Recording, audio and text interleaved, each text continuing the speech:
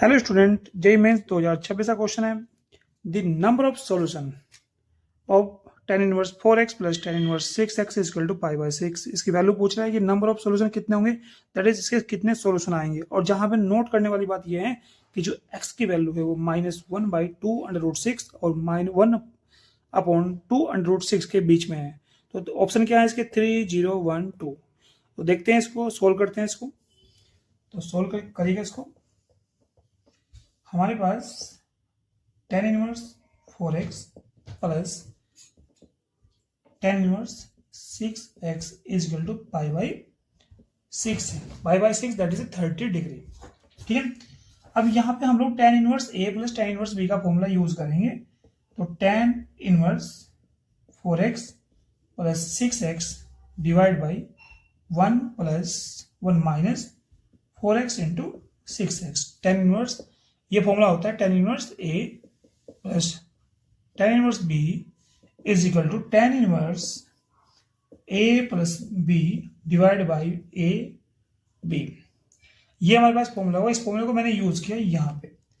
और यहाँ पे जो पाई बाई 6 है, अब tan पाई बाई 6 की जो वैल्यू होती है दैट इज tan डिग्री जो वैल्यू होगी 1/√30।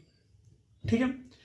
1/√30 अगर मैं बात करूं पाई बाई 6 किसके ऊपर हो जाएगा? tan inverse, taking tan inverse both side, तो 1/√30। ठीक है। तो मैं यहां इसकी जगह पे ले सकता हूं tan इनवर्स √30। ये लिया। tan इनवर्स से जब इन दोनों साइड का tan लेंगे तो ये tan इनवर्स हट जाएगा। तो हमारे पास हो जाएगा 4x प्लस के 6x tan x हो जाएगा और डिवाइड बाई 1 माइनस ये हो जाएगा हमारे पास 24x² इज इक्वल टू 1/√3। इसको मैंने सोल्व किया। सोल्व करने के बाद जब मैं इसको सोल्व करूंगा तो सोल्व करने के बाद मुझे मिलेगा tan√3x is equal to 1 minus 24x²।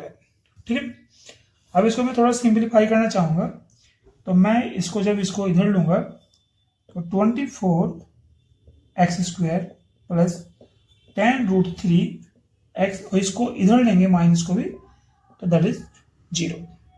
अब मेरे पास ये इक्वेशन बनी है। अब मुझे देखना है कि जो इसकी इक्वेशन के जो आंसर्स होंगे वो इसके बीच में आएंगे नहीं है, कितने आंसर इसके बीच में आएंगे। तो हमारे पास एक क्वाड्रेटिक फॉर्मूला होता है। क्वाड्रेटिक फॉर्मूला होता है कि माइनस के b plus minus √b² minus 4ac divide by 2a। ठीक है। तो ये फॉर्मूला यूज करेंगे यहाँ पे। तो हमारे पास आ जाएगा 24। b² की वैल्यू कितनी है? b की वैल्यू कितनी है? tan√3। देखिए tan√3 minus plus minus √b² that is tan का स्क्वायर हो जाएगा हमारे पास 100 और 3 का √3 का स्क्वायर हो जाएगा 3 माइनस 4ac। a कितना है हमारे पास? 24 और c कितना हमारे पास? माइनस के 1 और डिवाइड बाई 2 इंटू 2। तो ये हुआ हमारे पास x।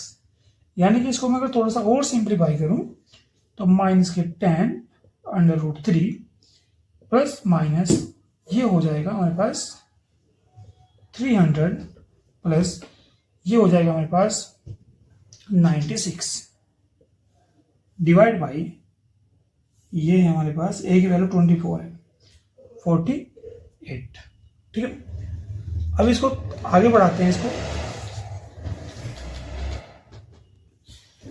अब इसको आगे लिखते हैं यहाँ पे। तो ये हो जाएगा माइनस के tan√3 प्लस माइनस इसको हम लिखेंगे √3 96 और डिवाइड बाई 48 माइनस के tan√3 प्लस माइनस इसको हम लिखेंगे यहाँ पे 36 11 डिवाइड बाई 48। ठीक है। अब इसको हम लोग और सिंप्लीफाई करेंगे तो माइनस के tan√3 प्लस 6√11 डिवाइड बाई 48।